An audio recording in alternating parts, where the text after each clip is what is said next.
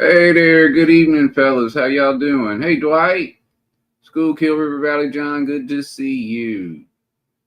Almar, welcome. Who else is in here? Joe Rader, good to see you too, man. How y'all tonight? It is nice to see y'all. It is almost summer here, and we are happy about that. Do we have audio?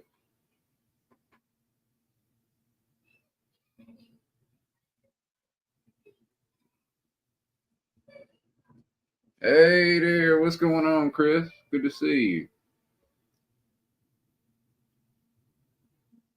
All right, that's good to hear. Good to hear.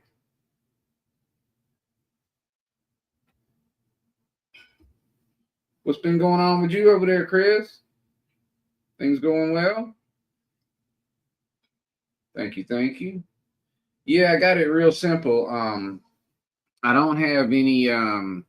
I'm not connected to downstairs yet, and I don't know if I'm actually gonna be. Um, I've got. There are some things that I want to do tonight, but it's really more just discussion and talking to y'all and getting some ideas and things like that.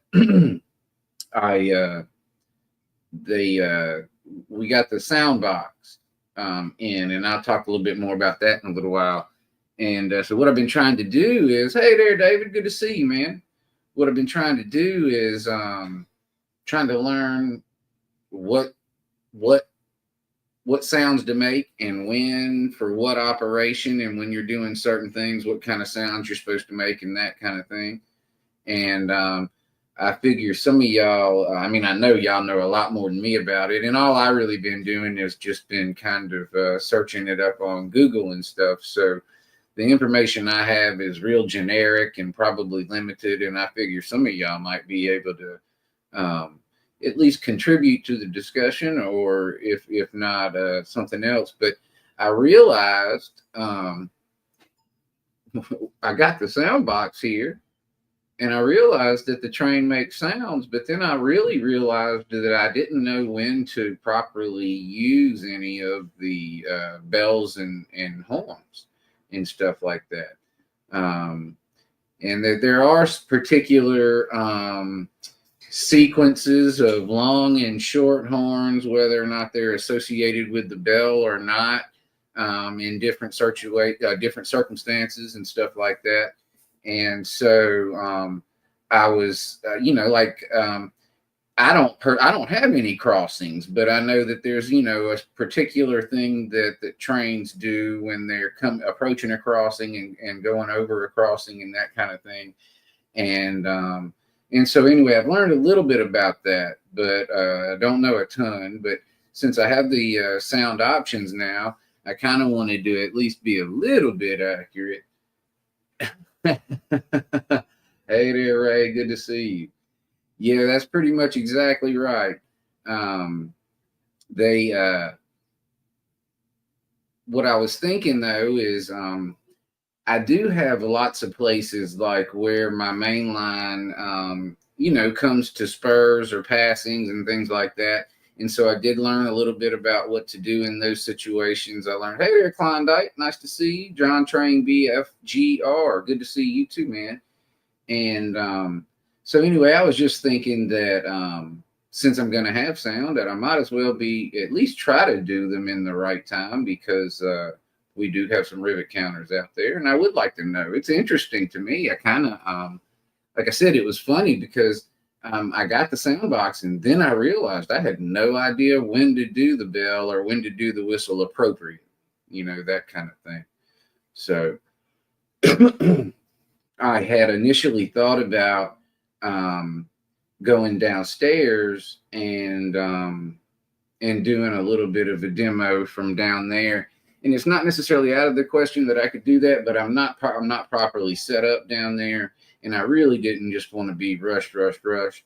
We're approaching the end of the calendar work year for me, which means that I'm coming into a pretty long period of time where I'm going to be off, and summer, and really excited about that. But that means we've got a lot of stuff going on in regard to work and things like that.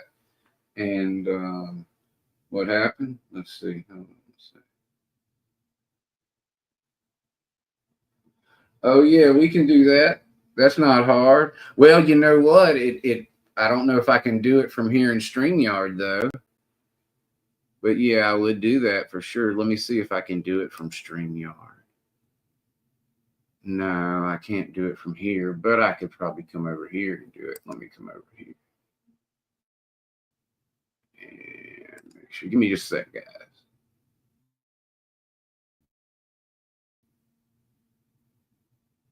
Make sure.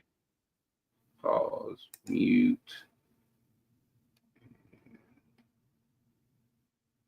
All right. And wait, why is it not giving me? Let's see here. Stand by, fellas. Ray had a good idea, or David did, or somebody did. And there it is. Okay, I just couldn't. All right, and one more. Where is he now? There he is. There we go. There we go. All right. I think that I accomplished what I was hoping to. All right, guys, back with y'all. I apologize for that. And so we're coming up on the end of the school year. Beaumont Hill Subdivision. Good to see you, man. Thank you for joining us. And did that work? It should have. David DB Tech, if you send a message for me, if you would, a chat, I want to see if you turn up. There you go. One of them worked. Let's see if the other one did too.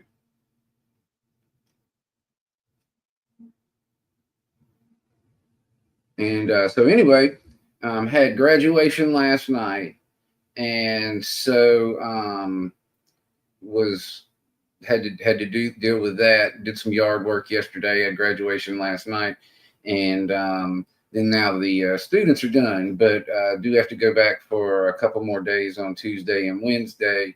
And the more paperwork I have done going into that, the earlier I'm going to get out of there Wednesday. And the earlier I get out of there Wednesday, the better. So yeah, that's right, Ray. So what I'm hoping to do too is I'm actually going to be doing a lot of track work this summer, and I'm going to be doing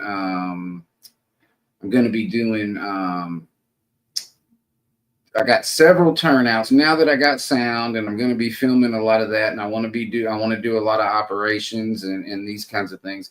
I need to make sure that all my turnouts are running properly and that the trains are going through them smoothly. And so I'm able to do some good filming and stuff like that. And I've got several turnouts that need some work. And so what I'm going to be doing is I'm going to try to get a really good setup down there, like a live stream setup down there and here. So I can do a lot of live streaming throughout the summer, just doing all that track work.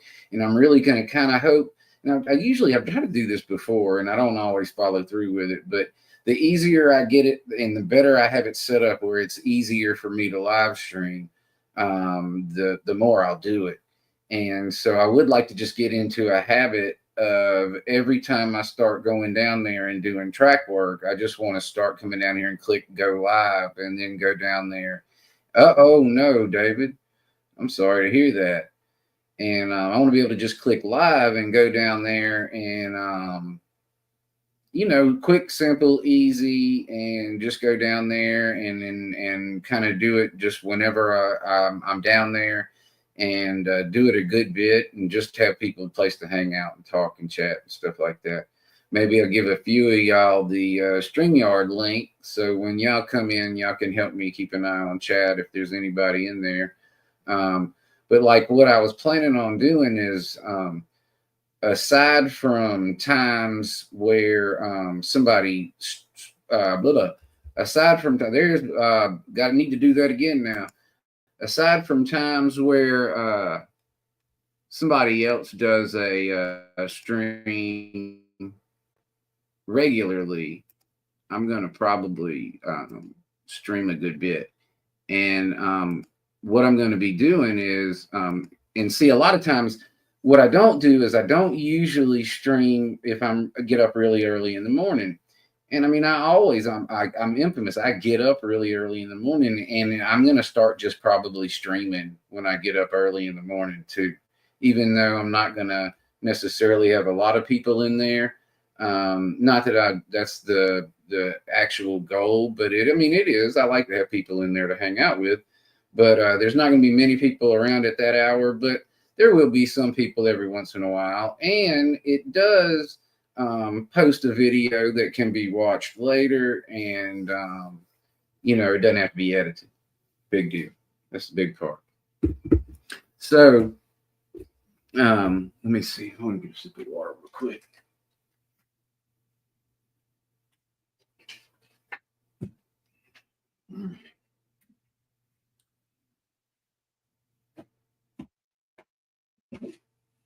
Oh no, I don't even have it down here. What did I do? I must have took it downstairs. I thought I had that up here. All right. So what I was gonna say, and I'm not able to. I don't know if I can bring in an image. Let me see. It would be good if I could.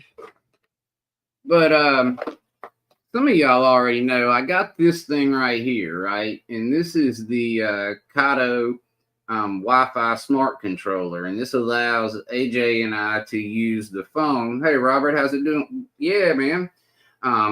This allows AJ and I to use the phone to control the train, the DC trains. Now, we can't control the individual locomotives, but we can control power to the track, forward or reverse.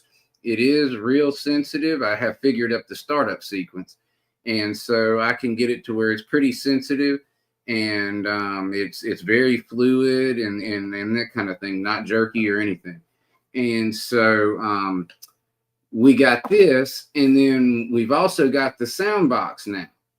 And so, yeah, Robert, we got the sound box that goes with this now too, and we got a video that's out for that. And the thing is, the box for the sound box.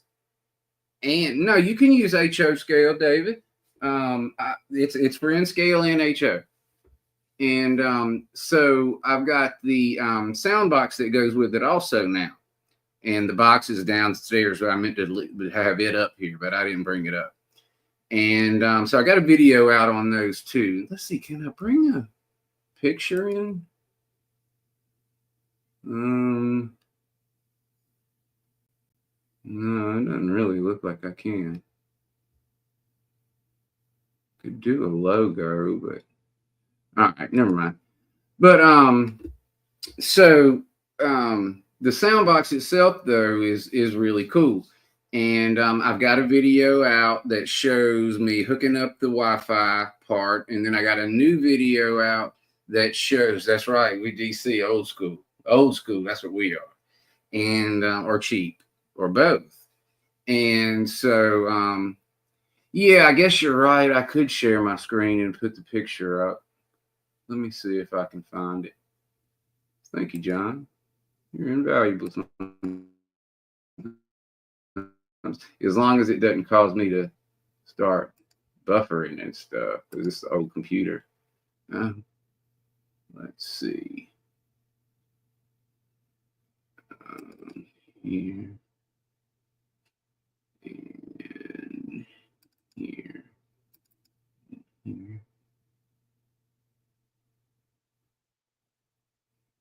And here.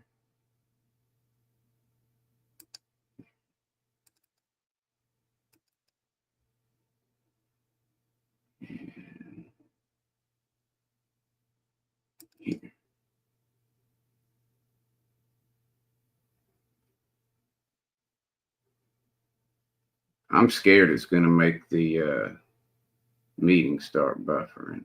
I might not do that.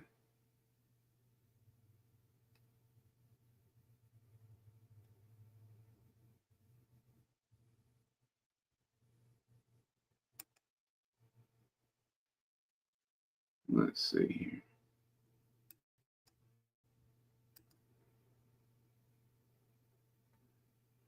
Yes, you would.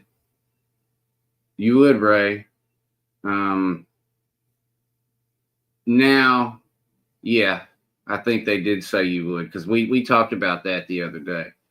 But I don't know if I can. I'm not going to even try to show that because I don't want to mess it up. So anyway, what I'm going to do is uh,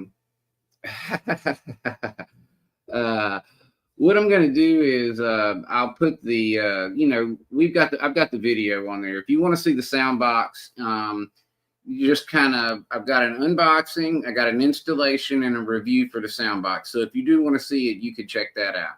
And that is downstairs. I started up here, and I did an unboxing, and then I showed my kind of talked about hooking it up because it was so simple to hook up. I really didn't have much to show.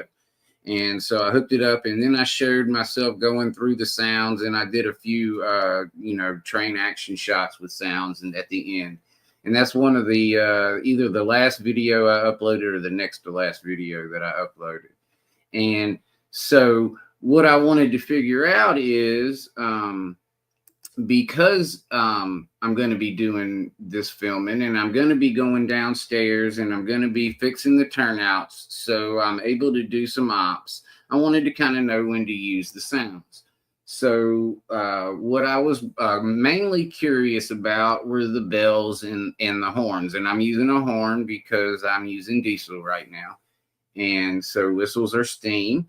And so what I was trying to figure out is when do I ring the bell, right? And so some of the things I found out, and I got those at the bottom. The trains ring the bell when starting to move or leaving a station. Usually continues for about 10 to 20 seconds or until the train clears the platform or the nearby people. All right. And so I can't see comments while I'm doing this part, but I am going to go back over there frequently to see what y'all are saying. Bell use near workers or people on tracks. Ring the bell when approaching anyone close to the tracks. Oh, okay. There should have been a punctuation there. I left off. Excuse me. Bell use near workers or people on tracks. You ring the bell when approaching anyone close to the tracks. Workers, pedestrians, or trackside activity. It's a key safety warning. All right. Let's see. You use the bell at grade crossings. Sound the bell just before using the horn at crossings. It warns drivers and pedestrians the train is coming, even before the main horn sounds. All right, and then there's one more on the bell. All right, in low visibility conditions, you use the bell. So in fog, snow, storms, the bell helps warn those nearby. A horn might be hard to hear or the direction is unclear. And I think you also maybe do it on turns, big turns that it would be blinded, where you'd be blinded. Hey, Sparky, how's it going, man? And so I don't know if any of y'all know a lot about. You have all the vessels. I got you. That's what we're trying to learn. I'm trying to learn how I have sound on my DC Railroad now with this Kato soundbox thing that I got, Sparky. And so I'm trying to learn or figure out when I'm supposed to use certain sounds and stuff like that. And because I really didn't know. And I kind of tried to do what sounded good, but that was about it. But I knew that wasn't going to fly for long.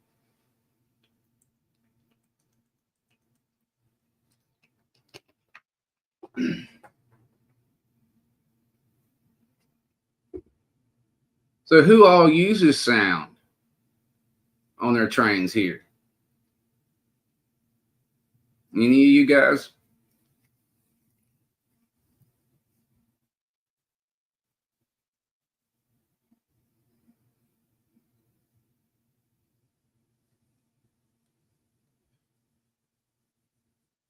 Well, so far, I really, really like it. And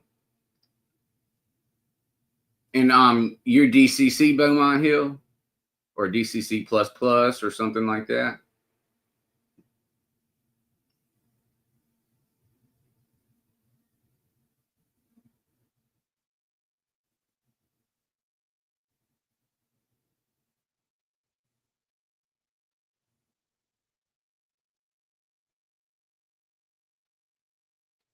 Yeah. Well, what I noticed, Sparky, is I mean, I really do. I enjoy having it very, very much. Gotcha. GC don't really use sound. They have other animation control with Arduino. Yeah, and that's really cool, David.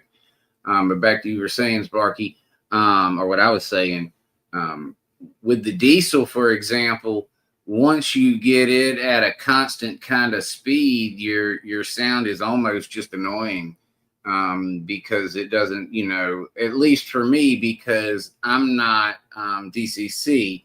And so, unless my throttle is fluctuating, my sound is not going to be fluctuating. Uh-huh. Okay, okay. Yeah. And so and that's cool, Sparky. I bet I understand exactly what you're saying. It does make it a little more interesting. And Joe Rader, I would assume that it's not something that I'm gonna enjoy for a real long time. One of the things is I'm not real bright, and I turn on the prime movers way down and increase the horn. And so, yeah, what I've noticed is that I'll get the bell going and forget and leave it on and stuff because I'm still learning. And I haven't used the dynamic brake on there a whole lot. Um, oh, okay. Proto sound O gauge. That sounds really cool. Um,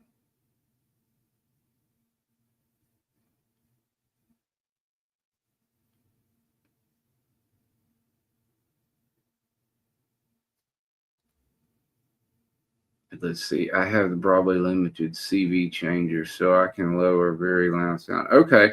Well, I can control the volume pretty well, but the thing is, I don't know that I can like, hey, Dwight, thank you so much. I really, really appreciate you, man. Um, actually, Dwight, I think that actually puts me to a little goal that I've got where YouTube's gonna actually send me some money again now. That's very nice of you, man. Thank you so much. Appreciate you. Um, so what I was going to say is, I don't know that I can do those. I don't think that I can like reduce the volume of the bell and keep the horn volume, higher. I'm not sure I'm able to do that. Now, what I can do is I can make my own card. You can make you can make your own sound card for it, a custom sound card, and then I would be able to do that. Um,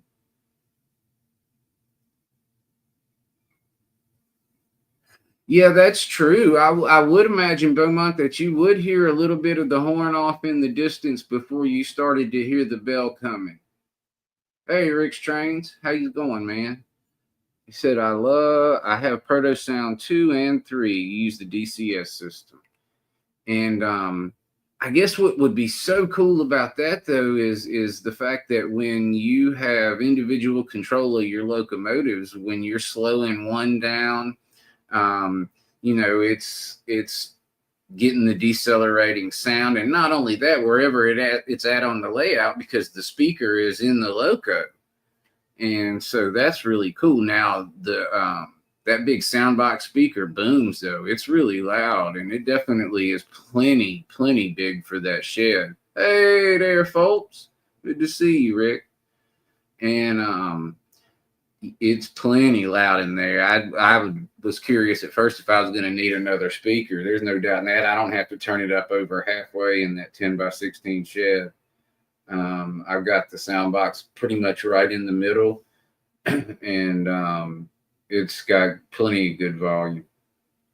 Um, But I just, like I said, I'm learning how to do it. I want to use it. I want to use it properly, so when I shoot my videos, people who do actually know what it's, what they're doing or what it should sound like, will, at least know that I'm trying to do it right. Um, and it's interesting for me to learn. I didn't have any idea. And we fixing to have a new train that starts running from here in Gulfport for passengers, and no, sir. No, Ray. It comes through the actual sound box itself.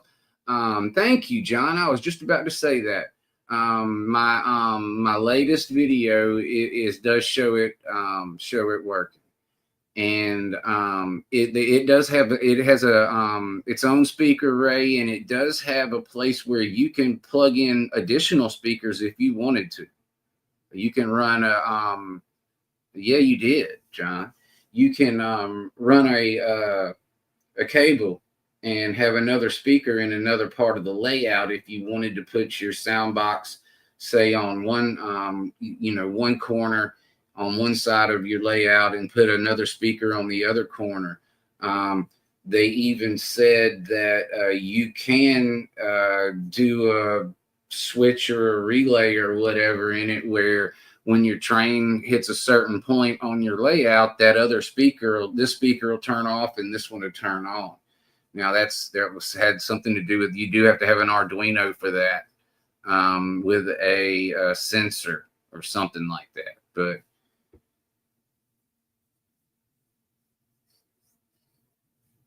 yeah. Well, what's really cool for me is when it, like I said, the operations, and I like to run the trains continuously, but when I am picking up and dropping off cars and stuff like that, and then when you first get down there in the evening or the morning or whenever you go down there, and you go down there and you crank it up, it's pretty cool. I smile when I go down there and I crank it up to get it started. And it's kind of cool. Now I don't really care for the coupler sound on there, but how's it going, James? Good to see you.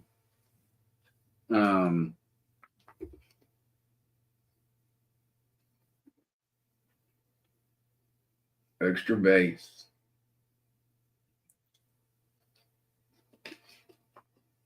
But Sparky, your sound comes from the actual locomotive itself, right? There's a speaker in your locomotive.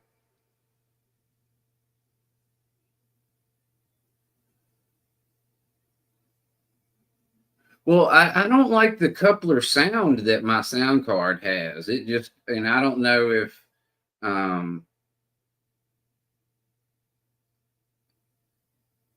it could be that maybe I need to, if I'm once I'm backing in, if I do the coupler, but like if the train's sitting still, the coupler sound doesn't sound like it really doesn't sound like a coupler to me, or anything connecting or disconnecting.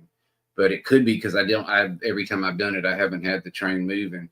But it's like a video game trying to get the sounds perfectly timed, as far as like backing in and the brake, and you got the horn, you got the bell, you got the brake, you've got the coupler, and doing all them right at the same time. And then you got the short horn, you got the long horn, and then the bell. And so it is a lot of pushing buttons and stuff. It's fun though. Hey JD, good to see you. So we got, speaking of the horns, when do trains use horns? At grade crossing. Standard signal at grade crossing is 2 long, 1 short, and 1 long when approaching a public grade crossing. All right. So when the train is approaching the public grade crossing, 2 long horns, 1 short, and then 1 long. And you might ask yourself, Well, how long is long and how long is short? How long are short and long horn blasts? A short blast is about 1 second, and a long blast is 3 to 5 seconds, used in combination for standard signals like grade crossings. So we'll go back and say, when is the grade crossing? 2 long, 1 short, and 1 long. Now, I don't have any crossings on my layout, unfortunately, because I would love to do all that blasting, but I don't have one of those. So I'll have to do a make-believe one or something like that. There might be I might have a place where the train crosses the road, and I think that's the same thing. It doesn't have to be a rail crossing. I think it can be a road crossing as well. And so, all right. When and how do trains use horns when they're departing the station? 1 long blast when moving forward from a stop, like leaving a station or the yard. All right.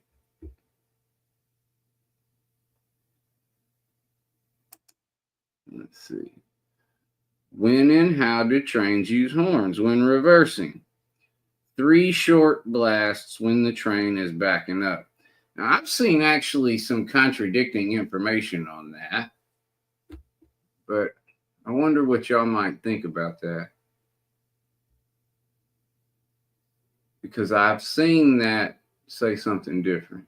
So they're saying 1 is when you're going forward.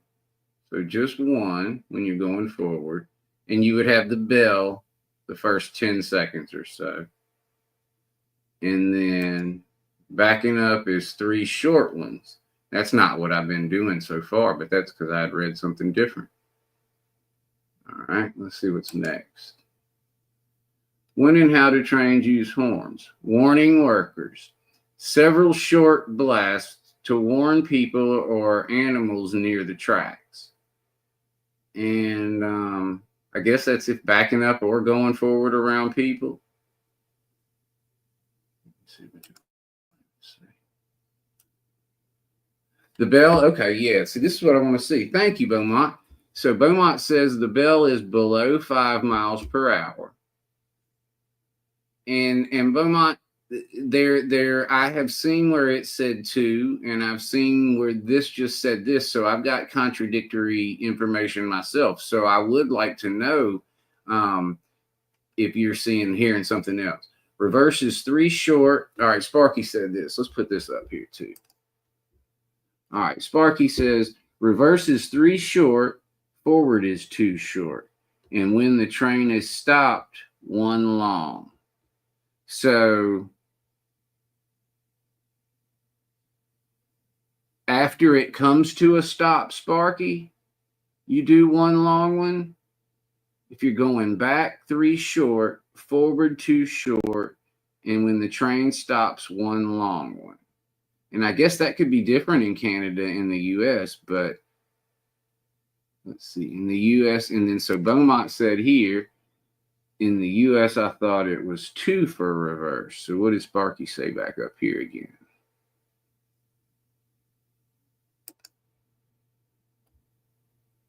And Sparky's saying 3, and 2 is short. So it could be that there's difference in Canada and the US too. And then Beaumont says, uh-oh, Thomas is in the hospital?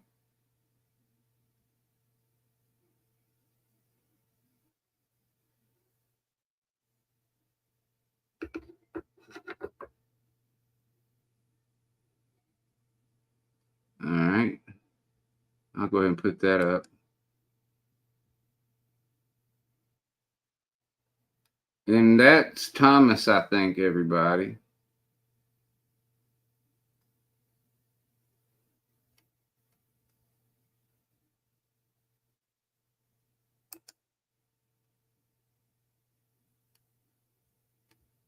All right. Hopefully everything will be okay with him. Hey, Dave BSFNN Scale. Good to see you, man. And so, Dave, we are talking about train sounds, Dave. So, I am getting different information from different web pages on Google. It seems that they could have um, differing rules in Canada and the US, but I would like to know what you think. We're talking mainly about bells and horns right now. And the bells is pretty much, I think we pretty much got the bells down. They're aggravating, and we figured out pretty much when they're supposed to be used. But there are I've been getting some contradictory information on the horns. And so, if you know when horns are supposed to be used, as far as forward, reverse, approaching a crossing, um, I don't know. Would you do anything when you were on the main and you were approaching a passing or a spur or anything like that as well? I'd be curious to know about that. Let's see. We'll hide that for now. Come back to comments. And so,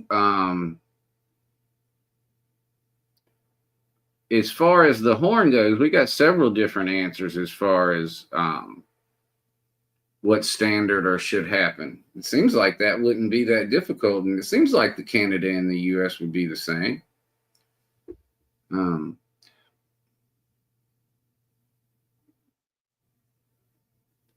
Yard limits or work zones. So when the train is backing up, Dave, is it one short, two shorts, three shorts? When the train is pulling forward, is it two shorts, three shorts, one short?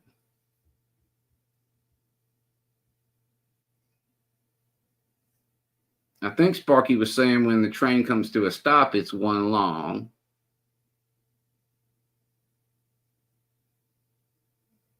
And then, according to the article that I read, at grade crossings, it's two long, one short, one long.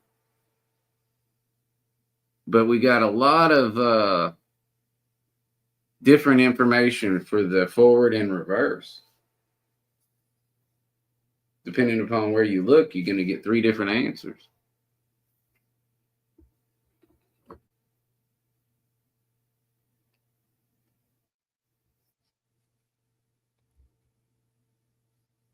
And so I do want to say happy Memorial Day tomorrow to all of our veterans and those of you that served. I do want to thank y'all for that.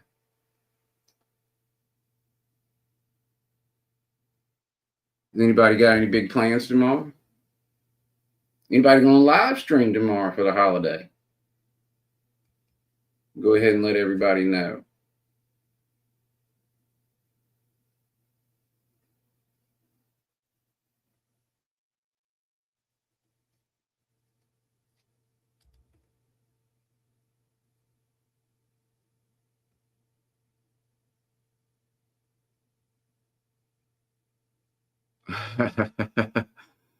So when they're like picking up cars though, they don't do a horn when they're backing up to get cars.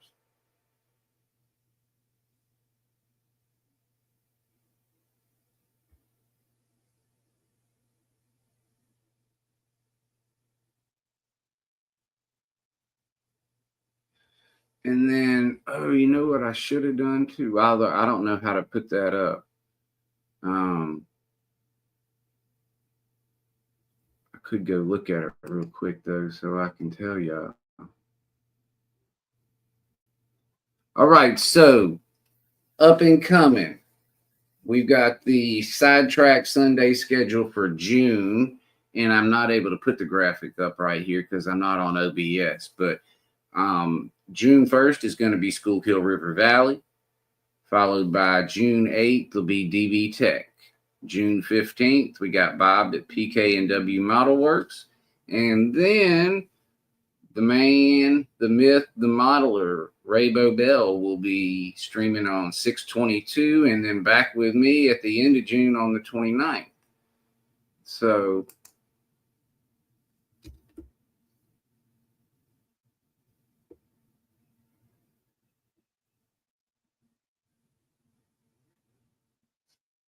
You only follow the rules. I got you, Sparky. Hey there, Ken Amos. It's good to see you, man. Sparky says they only follow the rules when they can be.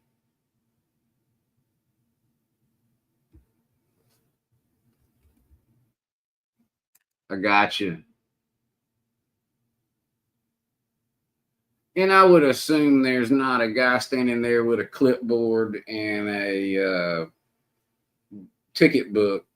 That I got you. I would assume there's not a guy sitting there with a clipboard and a ticket book writing them up if they don't beep the horn. I got you. Well, like I say, I was hoping to kind of maybe learn what's supposed to be done, and so I could do it right when shooting videos. But really, if you pretty much whoever you talk to is going to tell you something different, and I've been to 3 different web pages and got 2 different sets of information, and so. I guess one of the beautiful things about it is if very few people really know, then very few people are really going to be bothered by it. You know, I thought it might be kind of common knowledge, especially, you got people like Jerry Satz and those guys that do a lot of rail fanning and that see a lot of trains and a lot of train action. I would have thought that they knew, that they would have been pretty knowledgeable of what's supposed to happen like that. And yeah, that's what I figure. I figure I could get some comments after the fact too because of the title. There could be some guys. I'll go in and put some tags in that will maybe get some rail fans on foot throwing turnouts and uncoupling cars. Now locals are radio controlled from the ground at all times. And that's true. Steve Arnold could be a good source on that as well, John. You're very much so right. Jack, probably. I would think Jack as well. And so what I'll do is I'll try to throw some good tags in there where some rail fans or some maybe Jack or Steve or somebody will watch it and come in and give us some stormy skies, switching years. That's true.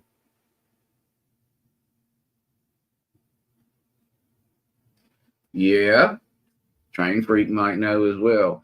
And so I did know that we had some people who would definitely know. And then I figured, we had some people who used DCC sound in their locos and that had probably researched it some too.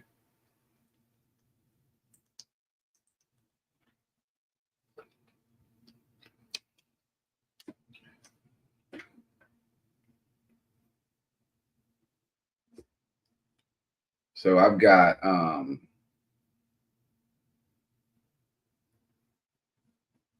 to put another ski lodge together, but I pretty much filmed that up. I've done that enough. So and that's a long thing, but I tell you what though, I am really, really liking the new way that I'm doing the windows. I don't know if y'all have seen road crossing is a must unless a horn free zone and then just the bell.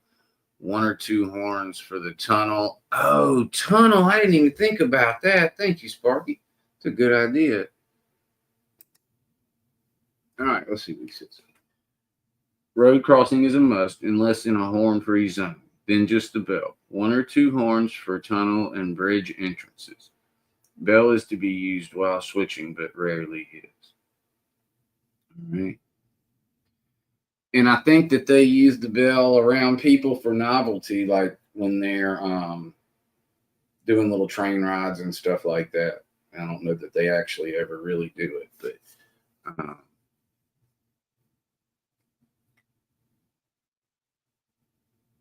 okay. Yeah, I didn't think about the tunnel.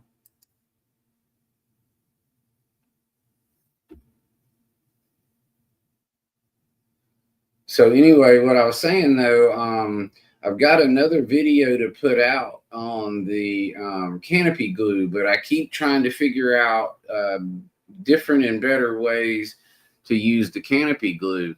And according to the nurse station, oh, okay. Well, this is good. Let me go and put this up here. I think. Let me read it real good. All right, cool. Good news, everybody. And thank you, Bob, for sharing that and taking the time to do that and letting everybody know, Bob.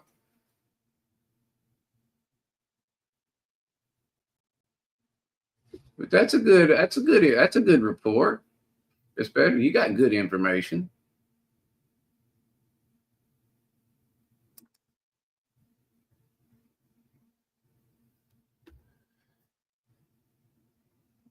And so what problem I was having with the canopy glue for the bigger windows was that the it would get kind of like wavy, it would get a wave in it, and but I'm using tape on the back, and so I'm taping the back behind the hole real good with clear masking tape, and then I'm coming in and putting a layer of the canopy glue on top of that. And with the tape on the back there, even with the bigger windows, it's making a nice good window for that. So even with the HO scale guys, might want to look into this too. Drew Steele said he uses something similar, but he said he was paying a whole lot more for it than what I was paying for this. So Drew's starting to use this too. But I would have only previously recommended this for Z. And you asking me about PLA, David? I would have only previously recommended this for Z and N scale folks, but I'm starting to figure out ways to do a little bit bigger windows too. And so I've been doing the N scale ski lodge windows. I'm able to do perfectly fine, and they're a little bit large for N scale windows because they're pane windows. There's 100 of them on the N scale ski lodge. And so, yes, you talking about glue for your 3D prints? No, David, the canopy glue is for windows on the PLA 3D prints. So yeah, it is a PLA window, PLA wall that I'm putting using canopy glue for the windows. And right now, Dave, I only have one sound card, and I only have the second generation EMD sound card for the F7s. And in the 50s, I should have a first generation, but they were out of them. And I'm not very patient, and I certainly didn't want to wait without having one at all. So people from the States have got their passports. Took them 3 weeks. They are coming to the meet and greet in August in Ontario. Okay. Side note for Sparky's meet and greet for people who are considering going up from here in the States, he's got an update for that. And he says it's taken 3 weeks to get it done, or it did then. And so apparently it's attainable.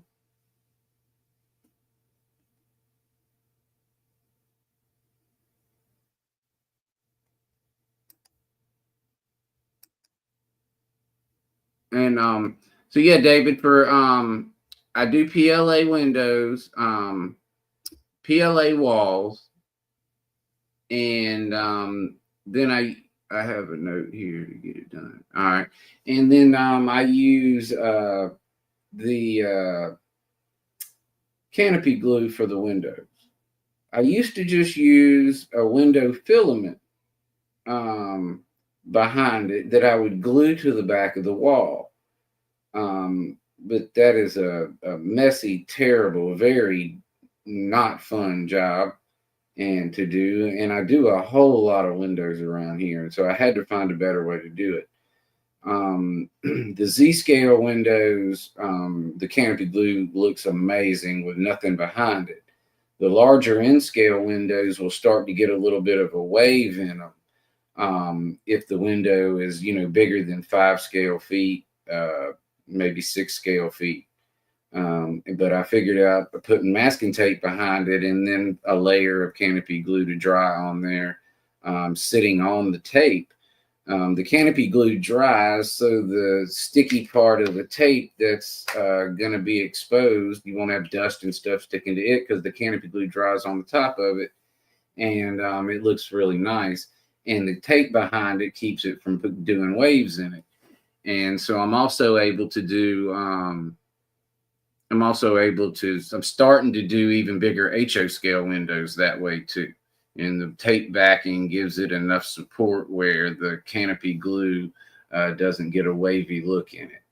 And it's just a better way for me to do windows. They look really good, and it's a lot faster and a lot less cussing going on and that kind of thing. So I do, Beaumont. What I do, and I got a video out on that too. If you want to check about 2 or 3 videos ago, maybe even the last video, I think the only one that's out though is the Z scale video. I've got an N scale one about to come out, but let me see if I can find a wall piece real quick, just to show you an example. I got, do I say something?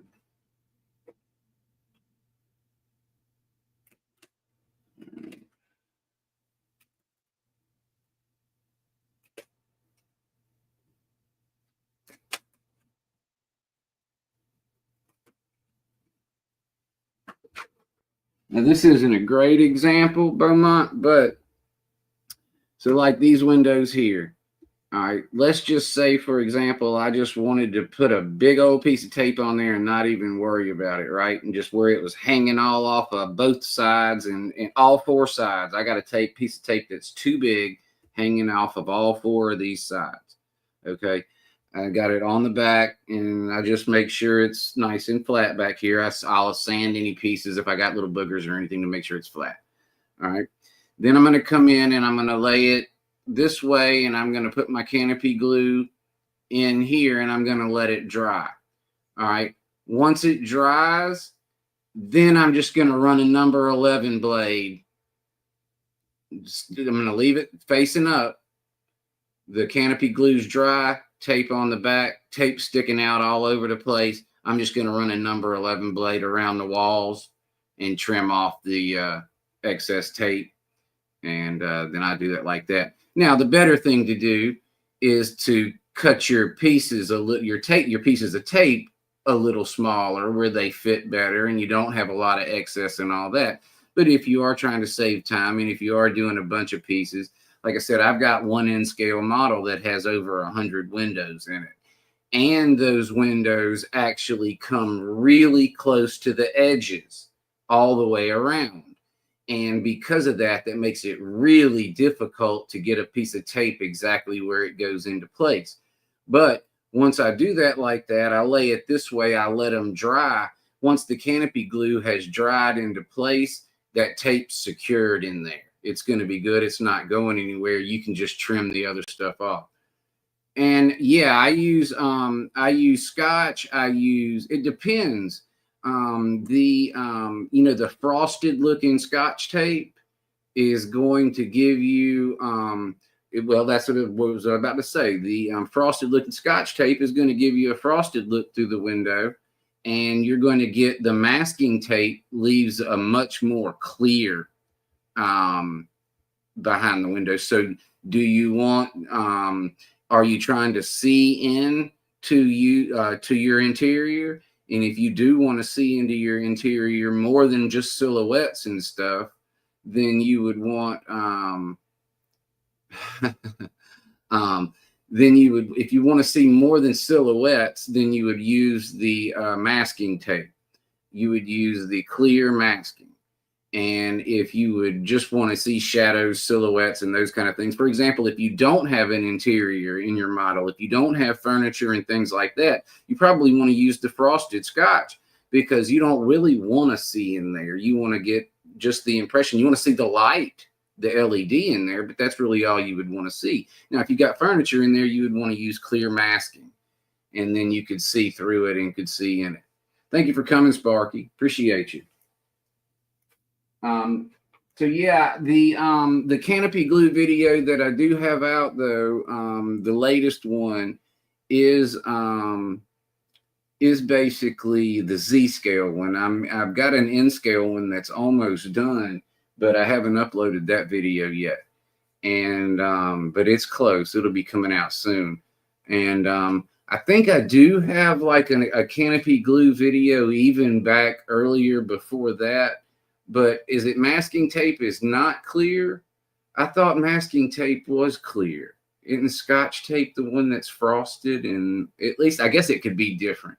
My masking tape, my like thick masking tape for boxes. Yeah, well, I guess yeah, the thick. Hold on, I'll be right back.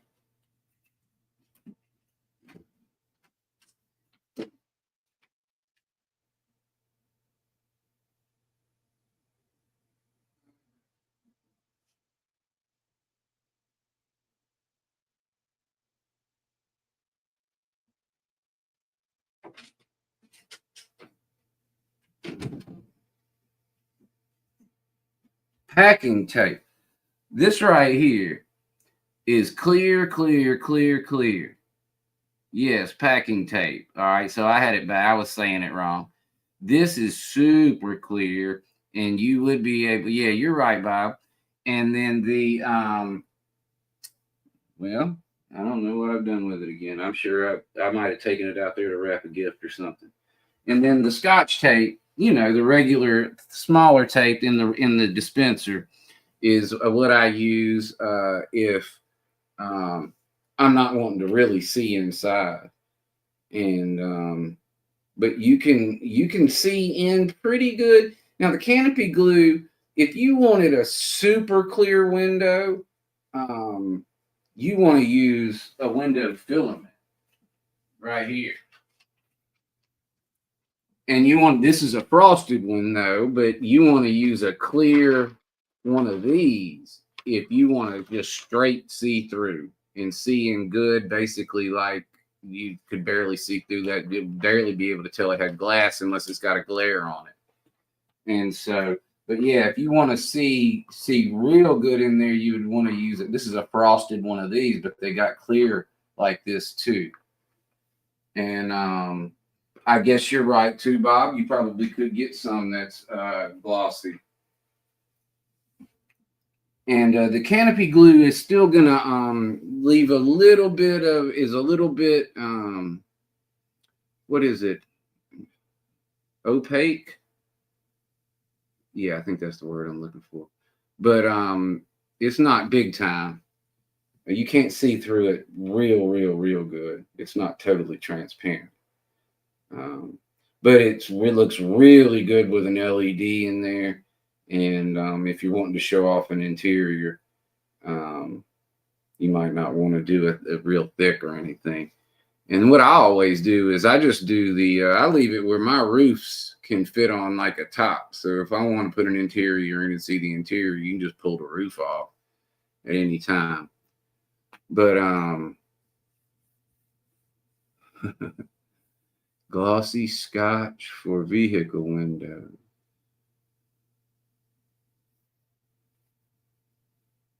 So Dwight, do you have the sticky part sticking out or is it sticking in so it doesn't get dust on it?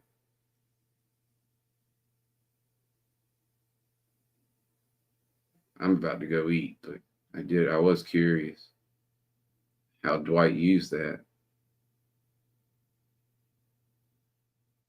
But I really do want to thank y'all very much for coming tonight. And I'm sorry it wasn't super entertaining, but it was what I had in me to give at this part of the year. And like I said, summer's coming, going to be doing a lot of streaming, I hope. And we will, sticky side in, okay. We will be hopefully going to do a bunch of and a lot of times I say that going into the summer and I don't always follow through, but I got a lot of track work to be doing. I'm going to be doing a lot of work on a lot of turnouts and I don't really want to be down there working by myself. So I'm going to try to set up a place, or I have a live stream setup that's really simple and easy and quick for me to do. And I'm going to really not pay any attention to, other than unless somebody that's scheduled to stream normally does it. But other than that, I'm not going to really pay any attention to what time it is and that kind of thing. I'm just going to kind of go down there and click the live stream button and work and hang out and talk to. If nobody's awake, well, then that's fine. Y'all can watch the replay later, that kind of deal. But thank you all for coming. It was nice to see you. Beaumont, it was good to see you. I appreciate you coming. Thanks for contributing. It was good to see each and every one of y'all. Please recall that we do have Brother John Schuylkill River Valley is going to be live streaming. That's next Sunday at 8 p.m. Eastern Time on Schuylkill River Valley. We hope to see all y'all there. Also, I am doing a shorts contest, and we're only 4 weeks into it. And it's going to be kind of a longer contest where I just keep up with y'all's points, and we have a leaderboard and that kind of thing. You can still join. It's not too late. It's never too late to join, actually. You can join up to the next to the last week we play, which is a long time from now. I'm uploading a short every week, and that's in the short, there's 2 scales that are featured side by side. And all you do is once you watch the short, you use a Google form to go guess which scales each of the scales are. And if you guess the scales right, it's multiple choice. There's 9 different choices for scales. And if you guess each of the scales right, you get a point. You get on the leaderboard, and we're keeping up with that. And so it's a fun little contest, and we're having fun with it. We're enjoying it. And just each week, you just got to go watch a short, use a Google form to make a couple guesses, and you can win some prizes. I do have an Etsy store, Beaumont, and the winners of the contest is going to get gift certificates and stuff to my Etsy store. Actually, everybody that plays is going to get something. So we reached 3,000 subscribers about a month ago or so, maybe 3 weeks ago, and so we're just having a little contest to have fun with that. And we hope y'all will join us. And I appreciate y'all, each and every one of y'all, for coming out today. Y'all have a good one, and we will see y'all next week at John's. And go check out my shorts contest if you would. If you just go look at the latest short, that is week 4 of the contest, and you can begin right there by just following the Google form and making your 2 multiple choices. Thanks, guys. We'll see y'all next week at John's. Bye-bye.